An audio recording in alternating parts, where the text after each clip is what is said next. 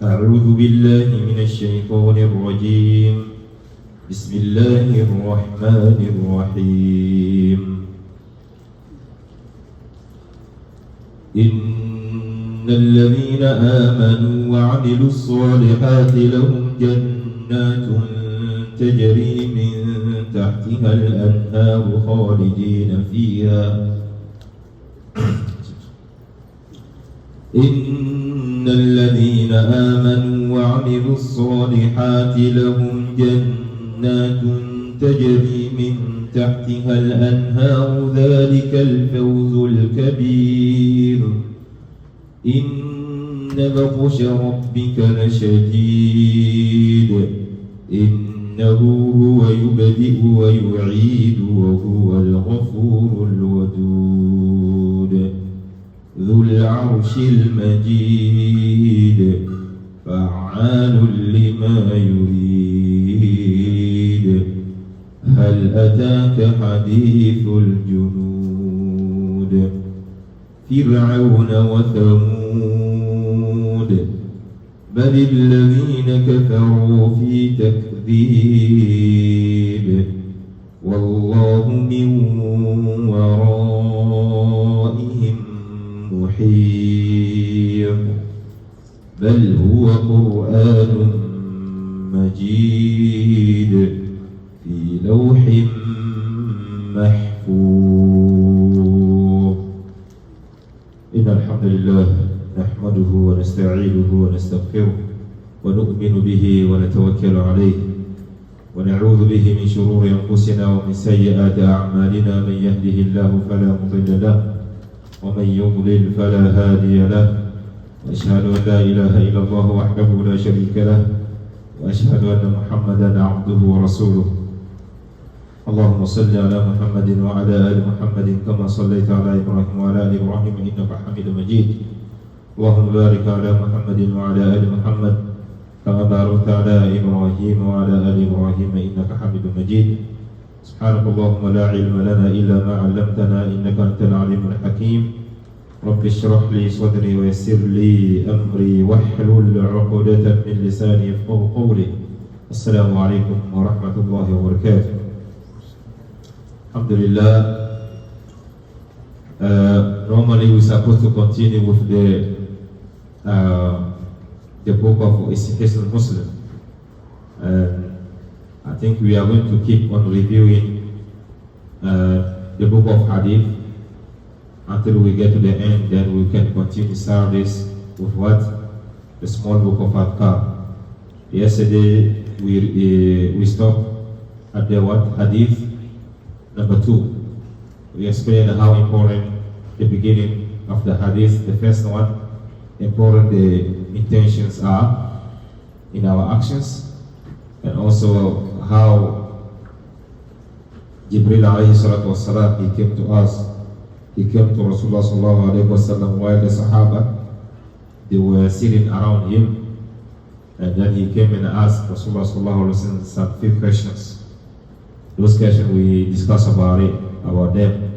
The most important is what we have to always, a Muslim, your goal is to reach the highest level of what? Of the religion. If today you are in the state of a Muslim Islam, tomorrow if Allah give you life until you see tomorrow, you should try your best to get to the level of what? Iman. If you find yourself, you try your best trying to be like Iman in the Iman, you try to get to the what? Level of what? Al-Ihsan.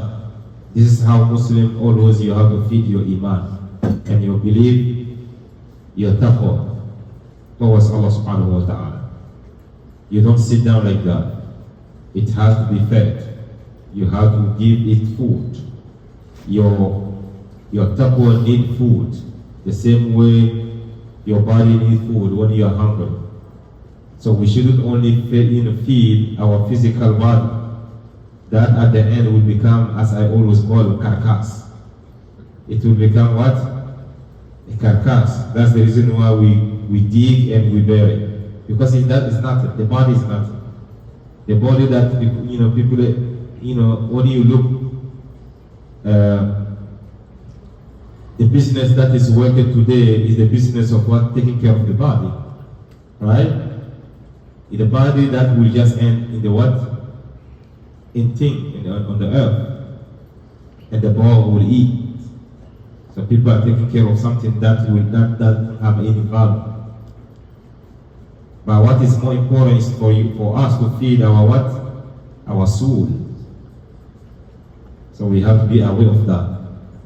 So Rasulullah sallallahu alayhi wa sallam respond to those questions, and at the end, the man who seemed to be Jibril alayhi salatu wa sallam, he came in the form of a man.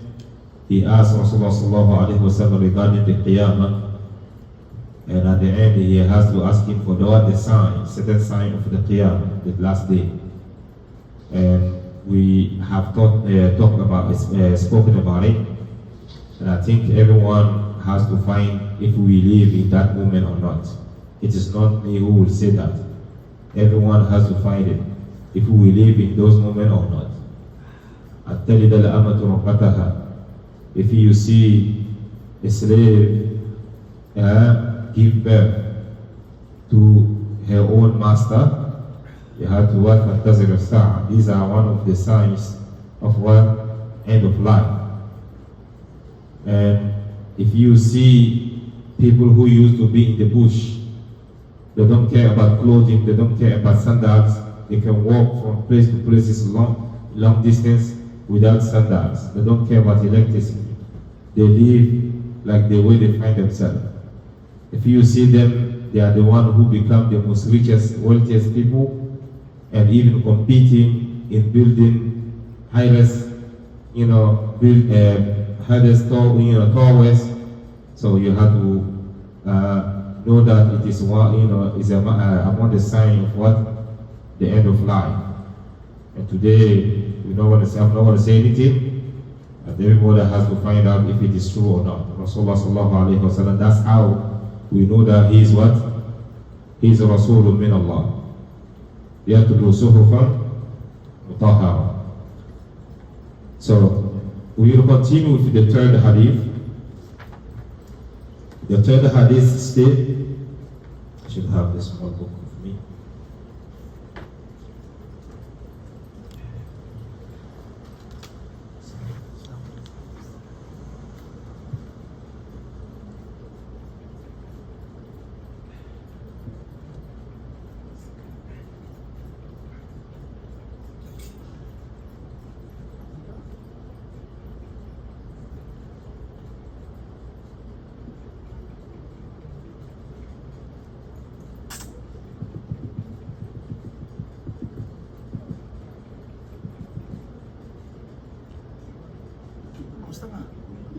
Mustafa. The food.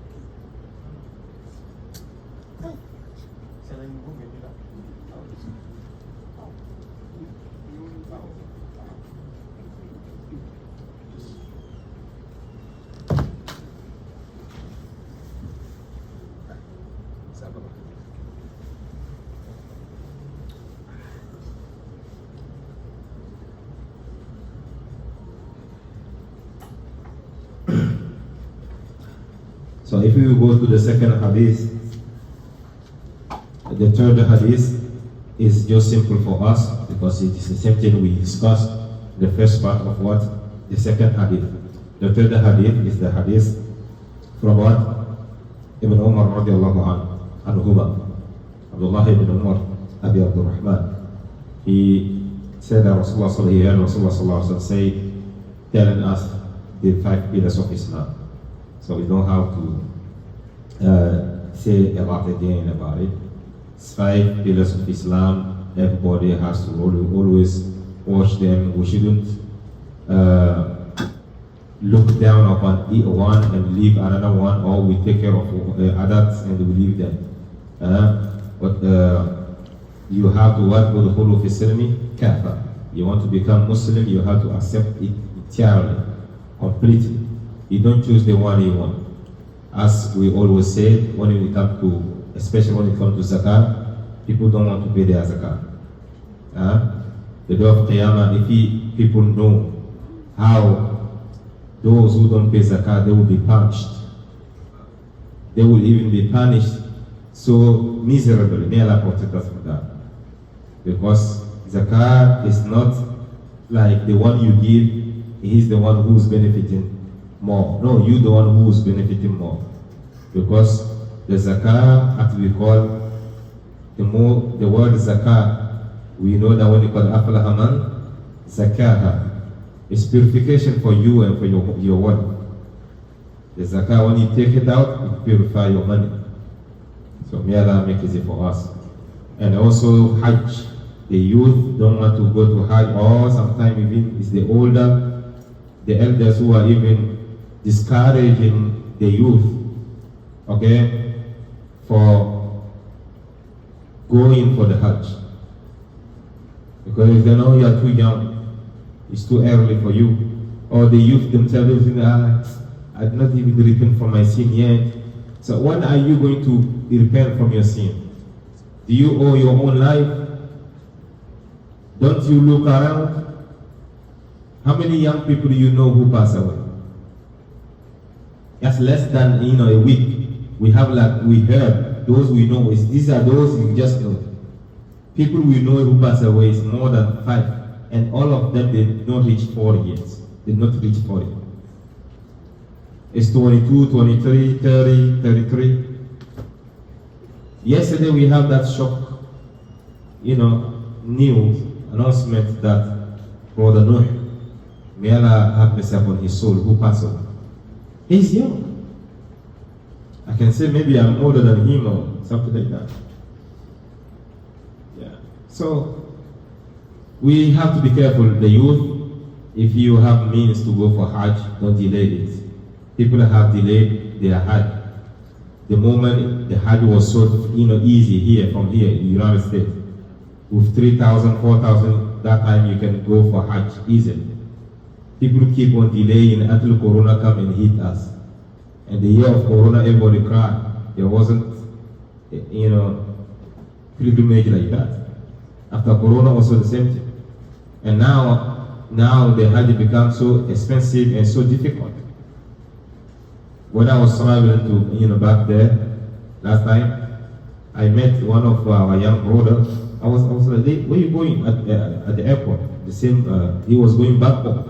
He said he tried to go to Hajj through here.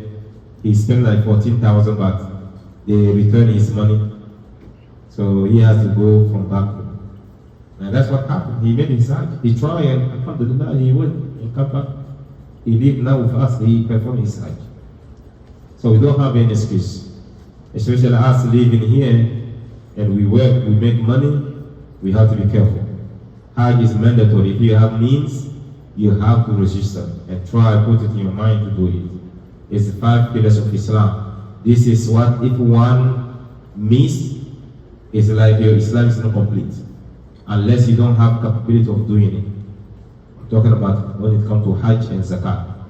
You have means, you don't do it, it is like you build a house that is supposed to have 2 pillars, 5 pillars, but now 2 pillars are missing. So if a lot of people climb on it, it will what? It will be destroyed. So that's how your Islam is. And also in that state, if you meet Allah, it's a lot of question. You will be punished for that. May Allah protect us. It's like if you don't pray, it's time for you to pray, you don't pray. You let the time go until the next prayer comes, and then that's the moment you try to pray and you pass away. You owe Allah the prayer. He will question about it. Why did you delay? Pray. Allah is the one who give you rendezvous. I say it, I think they have it also in English, right? No, they have it in rendezvous also in English.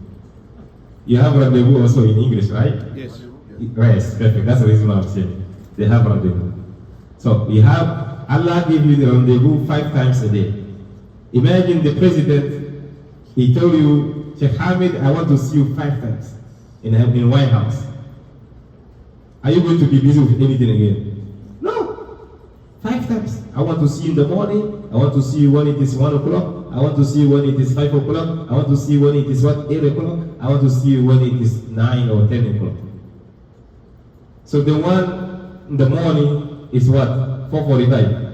You will see at 3 a.m. you will see Hajj Hamid at the door of what? White House. It's normal. So what about Allah? Allah said, I want to see you in the Masjid 5 times. And you say, no, Allah, I don't want to see you. That's the meaning. Sometimes we have the language of what? Actions. You don't have to say it, but your actions are saying it. Allah said, Hayya ala salah, come to the prayer. Hayya ala al-falah, then Mu'adhin is saying that, come to the success. So, if Allah told us this is the success, and we refuse, we go somewhere, it means we don't want success, we want something else. That's the meaning. So, may Allah protect us. So, delaying zakah, delaying, stopping paying zakah if you are eligible of paying zakah, and also delaying the Hajj because of you don't want to repent from your sin is so dangerous. It's so dangerous because you don't know when death will come and what to knock at your door. It doesn't even knock. It will just suddenly come to you like that. When you want to come, it comes back. So may Allah have mercy upon our beloved one, and may Allah forgive our sins.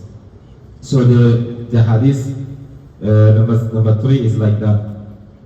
So here the hadith number 4 is what? Atwar khalq al-insan. How this hadith is explaining, Rasulullah sallallahu alaihi wasallam telling us how we have been created from the womb of our mom. How it was liquid and it become what? It will become blood. A clot of blood, and then will become like a small flesh. Then in that flesh the angel will come later and what? Put the soul, blow. And then in that, after that he will do what? وَيُؤْمَرُ بِأَرْبَعٍ كَلِمَاتٍ. And then he will what? They will give him, the angel will come with what? 4 things. 4 words. His provisions in this dunya. The provision of each one of us has been already decided when we were in the womb of what? Our moms. And then the frame time that we're supposed to stay in this dunya. Ajal. The period of time we will spend in this dunya. It is already written. There is no diminution, no increasing. It will never delay, it will never what? It will never happen before each time. وَلَا يَسْتَأْخِرُ إِذَا جَاءَ أَجَلُهُمْ فَلَا يَسْتَأْخِرُونَ عَنْهُ سَاعَةٌ وَلَا يَسْتَقْدِمُ. It doesn't delay. So Imam, what happened? I always say it because we have questions. If it doesn't delay, Allah doesn't prolong our life. If we ask Allah to give us long life, because we always make that dua, right? May Allah make us see the next year. Ya Allah, give us long life. And I always say that it's just saying that we say innaha kalimatun huwa qailuha.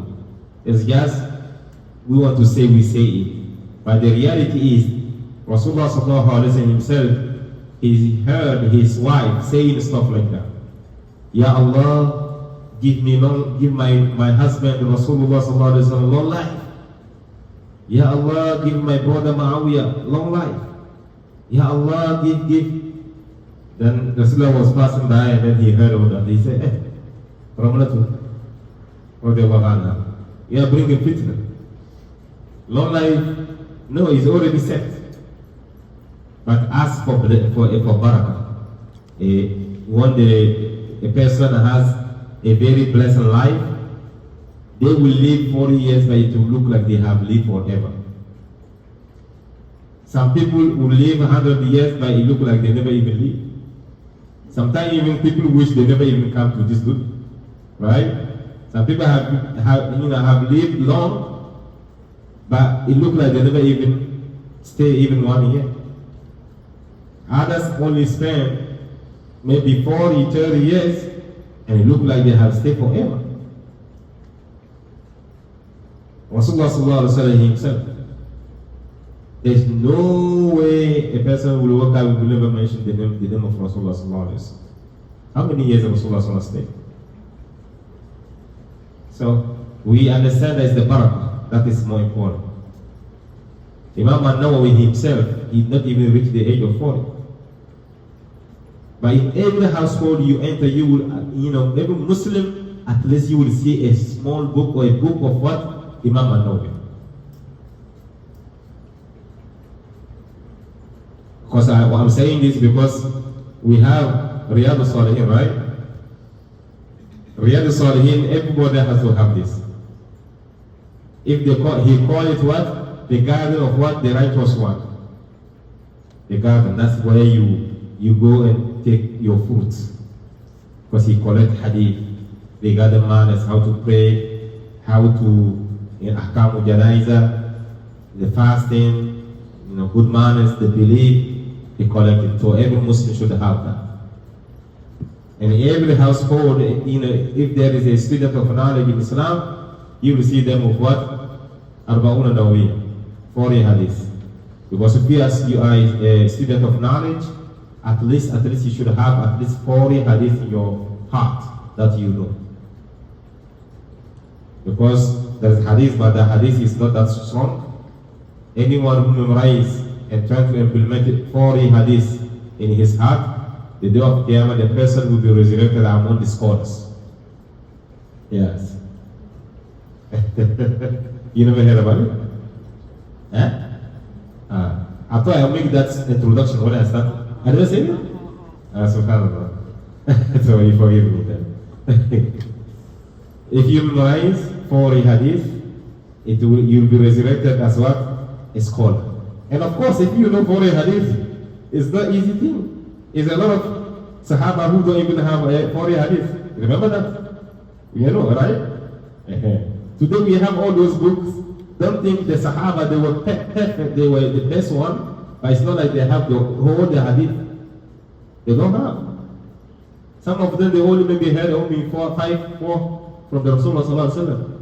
The rest, they don't have the means of communication. Unless an incident happened, then another one say that, why are you doing say so? And Rasulullah sallallahu alaihi wasallam already told us this. And they say, oh, man, that's how they learn. It's not like someone is there writing the book. No. That's the reason why those who collect the hadith from mouth to mouth and they will write it down, you cannot play with them. They are rewarded. SubhanAllah. So if we have it in our phone and stuff, even if you only learn one hadith a month, at least in 2 years or 3, 4 years, you will have 40 hadith that you know. Right? Inshallah. May Allah make it easy for us. So the hadith is explaining us the ajal, how the person will stay. Also, the angels will blow and then it will what? Write. Okay? Decide how many years the person will stay, how many days, the period of time the person will spend in this world. Some even they will never spend anything in this dunya. Their life only will be in the womb of their moms. Because they will what? When they give them birth, they're already dead. Born, right? Right. So it's like that. And then وَيُؤْمَرْ كَذَلِكَ وَعَمَلٍ, the action of the person. We say they will write the person what? Provisions. What the person will earn in this dunya. It's already written. Ajal, the period of the time the person will spend in this dunya. And then amalihi, his actions in this dunya. He will do this, he will do that, he will do that, he will do that. And then the most scary one is what? Shaqiyun aw sa'id. Is the person is a terrible and evil person, or he will be among the lucky one. Alright? The person will end up miserably, a miserable person or what? The good one. It is already written. So right now, all of us, Allah already knows who is going to go to Jannah and who is going to go to hellfire. The reason why I think Malik ibn Dinar, if I remember, rahimahullah, he always, when he's making dua, Ya Allah, you already know the people of Jannah and the people of hellfire. So, Ya Allah, what is the place of Malik? That's how he always cry, asking himself. And that will make a person always think about Akhirah and then try to be good. The reason why we have Laylatul Qadr, brothers.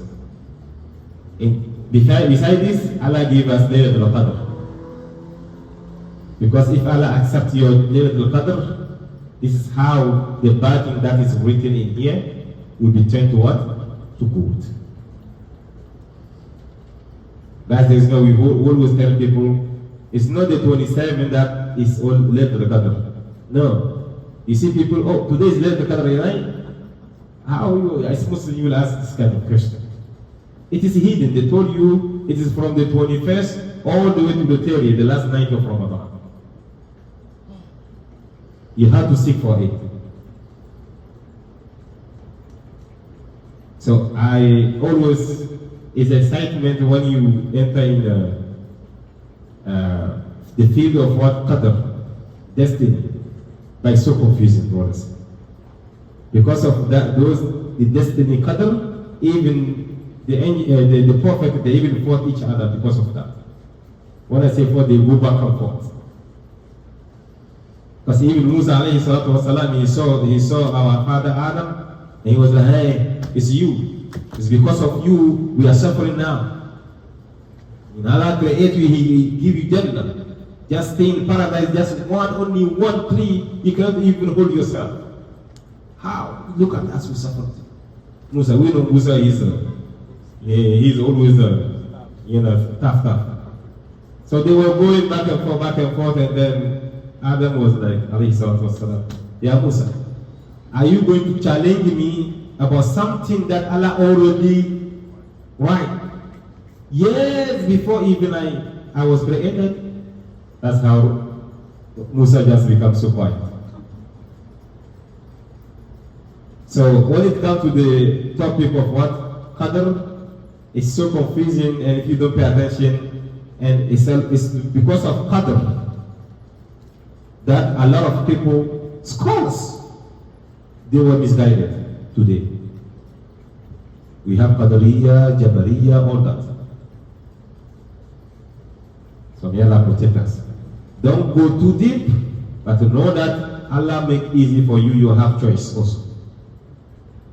And especially if you are born Muslim, or Allah guide you to Islam, while you are still alive, it's a gift from Allah subhanahu wa ta'ala. Try to hold it, with your molar teeth. Abdu alayha bin nawajib. You have to hold tight. Don't let anyone play with your teeth. Because Allah choose you. The reason why I'm saying Allah choose us, look at Rasulullah sallallahu alaihi wasallam, his own uncle who even fight for this day. And right now we're talking about he's in hellfire. His uncle. His uncle who loved him more than even his own kid. But he couldn't accept the deed. When we read Abu Lahab, he's related to Rasulullah sallallahu alaihi wasallam. So usually we should always say Alhamdulillah alladhi hadana li hada wa ma kunna linahtadiya lawla an hadana Allah. It is Allah who guides us for us. May Allah keep us firm in this deen and take us as Muslims. So how the person will end. And then he gave Rasulullah sallallahu alaihi wasallam, he gave a very secure example. وَإِنَّ رَجُلًا لَيَعْمَلُ بِعَمَلِ أَهْلِ الْجَنَّةِ. You will see a man, person, he will strive, day and night, always striving, worshiping Allah day and night. Worshipping Allah day and night. This is the act of what? People of Jannah, right? Then the moment it is like second between him and entering Jannah, the decree will precede him. Then he will fall and do an action that will nullify all what he has done, and he will be thrown to hellfire. That's how the Qadr is so important, so dangerous, and so scary. A person will worship Allah day and night, then when it is between him and entering Jannah, it is few minutes or few seconds, then the person, because the person, Allah sees that person doesn't deserve Jannah, because he has evil in himself, then the book will come on him, then he will do act of the people of hellfire, then he will enter hellfire. And vice versa, same thing. That's how Rasulullah said. So the Sahaba, they were scared when they heard this hadith. They said, so, what can we do? So yes, you have to do your action, Allah will make easy for you. You try your best, and the rest Allah will make easy for you. And you pray, asking Allah to keep you fair. The reason why we have dua al-qunut. Allahumma hadini fi man hadayt, wa afini fi man afayt, وتولني فيمن توليت وبارك لي فيما أعطيت. And then he said what? وقني واصرف عني شر ما قضيت. Ya Allah, those things he committed. اللهم أهدني فيمن هديت وعافيني فيما عافيت. He said وقني واصرف عني شر ما قضيت. Ya Allah, protect me from what? From the evil part of what you have decreed upon me. You're asking Allah himself to change it, because no one can change it. As when you make this dua, you ask Allah, Allah will accept your dua, and then that's it. You will be in good until you enter Jannah. May Allah make us among those people. May Allah protect us from bad ending. Because it's so sad. A person who strive here, then they will find themselves in the hellfire tomorrow. You will lose both sides. أسر الدنيا والآخرة ذلك هو الخسران المبين. May Allah protect us from that. So this hadith is so scary, but the hadith also is telling us we are nothing. We were, and then Allah brought us alive. From liquid become what? Something like blood until you become human being. So فَلْيَنْظُرْ الْإِنسَانُ مِمَّا خُلِقَ. That's how Allah said. If a person wants to be arrogant. You want to be arrogant? Remember how you were created. You are not. خلق من ماء دافق. You come from a liquid that just project itself. So we are nothing, and Allah brought us alive. That's the same way also one day we will never be here again. We come from a mission. The mission is what? وَمَا خَلَقُ الْجِنَّ وَالْإِنسَ إِلَّا لِيَعْبُدُونَ. Is to come and worship Allah subhanahu wa ta'ala. Should always think about it. The fifth hadith is the hadith of al-Mu'mineen Abdullah, Aisha radiallahu anha, where it is about the bid'ah. Bid'ah, brothers, innovations in this day, it is not permissible. It will return to you. You're not going to get any reward except what? Punishment. Rasulullah sallallahu alaihi wasallam make it clear. Man ahadatha fi amrina hadha ma laysa minhu fahuwa radd. You brought something newly invented matter in this deen that we don't even have, we never have in our deen. It will be returned to you. It will be what? Thrown back to you. Ya Allah, protect us from that. Man amila amal laysa alayhi amruna fahuwa radd. So may Allah protect us from that, inshallah. Here, al-Bu'd an Mawatin al-Shubuhat. The hadith number 6 is hadith Nu'man bin Bashir radiallahu anhuma, where he is telling us, Allah is telling us that al-halal is clear What is lawful is clear, and what is unlawful is what? Is also clear. Of course, between them there are certain matters, majority of people don't know them, if it is halal or haram. And Rasulullah sallallahu alaihi wasallam just give us the way to save ourselves from those matters. You find yourself in circumstances where you don't know if it is haram or halal. Stay away from it. He said, فَمَنْ Rasulullah sallallahu alaihi wasallam said what? وَمَنْ وَقَعْ فَمَنِ اتَّقَى الشُّبُهَاتِ فَقَدْ اسْتَبْرَأَ لِدِينِهِ وَعِرْضِهِ. If you stay away from those kind of what? Doubtful matters, you find yourself in, it cannot be doubtful for him because maybe he knows, but it can be doubtful to me if I don't know. For example, he already knows that I'm not supposed to deal with any liquor. Okay? He knows. A Muslim is not supposed to what? To eat the meat that is not slaughtered by a Muslim with what? The name of Allah. Not by Muslim only, but with what? The name of Allah before he slaughter. Right now, if I just go and grab a chicken and I just slaughter it without Bismillah, I'm not allowed to eat it. We know that, right? The same thing also if you give your chicken to Antonio to say Bismillah, Allah Akbar and slaughter it, it's not valid. It's not halal meat. It's not halal chicken.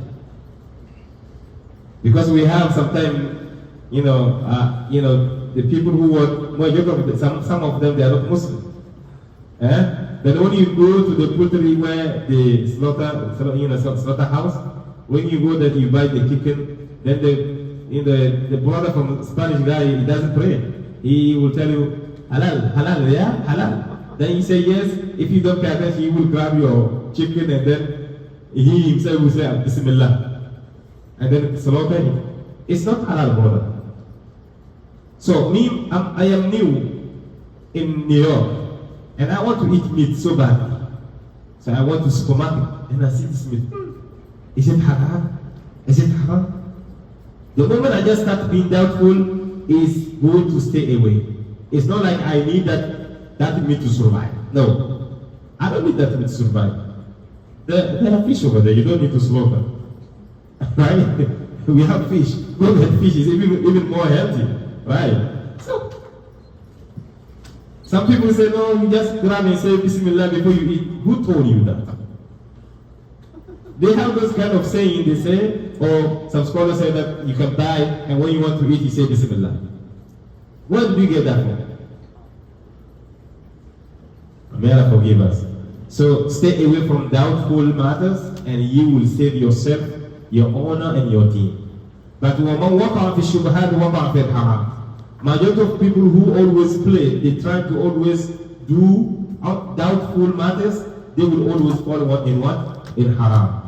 It's like someone who is always, when it is, the example that Rasulullah just gave, I will give another one that we live here. You are driving, and when it is orange, you know that it's red, that will come. You all the time, when it is orange, that's the moment you want to put your head.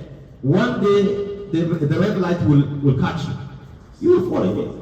And then they will send Mr. Barry the picture of his car and stuff, then he's complaining. No, because he used to always go over the what? The orange light. And then one day the red one will just capture you in that same. The same thing with the doubtful matter. Because orange is what is doubtful. Because you know that it doesn't take long. It's either you will fall in red and then the flash will just dot you, or you'll be safe. So it's better to be in safer side. May Allah save us, inshallah. The next hadith is the hadith being sincere to each other, the ad-din al-nasiha. Some people will explain this ad-din is what all about advising. Of course, yes. So you will tell us that in tubu ila Allahi tawbatan nasuha, it's about advice also? No. It's sincerity between each other. So ad-din al-nasiha, And then, لِكِتَابِهِ, you have to be sincere to the book of Allah subhanahu wa ta'ala. Being sincere to the book of Allah, because you say that you are going to become a Muslim, you should always try your best to follow the teachings of the book. And also read it. So being sincere with the book is also learning, trying to apply it in your life, and read it regularly. Because it comes for you to always read so that you get more reward. Being sincere towards the book of Allah is how it is. Don't stay away from the book of Allah. The time of Rasulullah sallallahu alaihi wasallam, he was already crying that وَقَالَ الرَّسُولُ يَا رَبِّ إِنَّ قَوْمِ اتَّخَذُوا هَذَا الْقُرْآنَ مَهْجُورًا. Ya Allah, my people has turned away from this book. This is the time of Rasulullah sallallahu alaihi wasallam. The time the Sahaba don't stand at night praying. That time he's complaining that what? His people have run away from the book. I think if Rasulullah sallallahu alaihi wasallam come back today, it's not like we ran away from the book, but we really bury the book. In our behavior, in our daily life, it doesn't look like we have the book in our head. So may Allah save us. So being sincere, he said, ad-dinu nasiha, qulna liman. They say we will be sincere towards what or who. And then Rasulullah sallallahu alaihi wasallam said, lillahi. So being sincere to Allah subhanahu wa ta'ala in your actions, when you do it for the sake of Allah. Fear Him in your daily life. When you are in jama'ah, you are alone. When you are in public, or you are alone. In secret, or in what? In public. Fear Him is being sincere to Allah subhanahu wa ta'ala. And also worship Him the way He deserves to be worshipped. And also your intention has to be always for the sake of Allah subhanahu wa ta'ala. And then وَلِكِتَابِهِ, and being sincere to the book of Allah subhanahu wa ta'ala, that's what I just spoke about. وَلِرَسُولِهِ, being sincere to Rasulullah sallallahu alayhi wa sallam, follow his teachings. Don't disobey him. And anytime they mention his name, Muhammad, he says sallallahu alayhi wa sallam. Being sincere to Rasulullah sallallahu alayhi wa sallam, when you see someone playing with the sunnah of Rasulullah sallallahu alayhi wa sallam, you should show them that also you are not agree with that. If you can fight. That's being sincere to Rasulullah sallallahu alayhi wa sallam. وَلِأَئِمَّةِ الْمُسْلِمِينَ, and you have to be sincere also towards what? أئمة المسلمين, the leaders of Muslims, the leaders. You have to be sincere, follow their commandment. When they tell you something, you should follow, unless it goes against the teachings of against Allah. You cannot obey them in that. And also, when they make a mistake, it is upon you also to show them respect and show them remind them in the right way. Not going talking about their back. Being sincere, sincere. The sincerity towards what the leader is like you advise them in goodness, in private. Then وَعَامَتِهِمْ, then the entire folk of Muslims, you have to be also sincere to them. We have to be sincere to each other. We have to be sincere. The sincerity is when you see the truth, you see your brother in very funny position, you can help him. Don't let him go until he fall. Everybody look at him and then you start laughing at him. This is betrayal. We shouldn't betray each other. And we will come to that hadith also. We have to be sincere to each other as Muslims. That's how we will win the enemy. But the moment we are ready to even turn back to our own brothers, and this is what we live now, it's so sad. Even the imams. Sometimes Imam is leading you prayer, he doesn't even like you. And he said, "What of God?" He said, "Amen." How Allah will accept this kind of prayer? You yourself, you are ready. If you find Imam, you can kill him. You are against your Imam. But when you say, "What of God," you say, "Amen." How Allah will accept? The Imams, even in the area, is a lot of Masjid. The last time Imams visit each other, it doesn't exist. We see each other, we laugh, but we know for the fact we don't know each other. Wallah.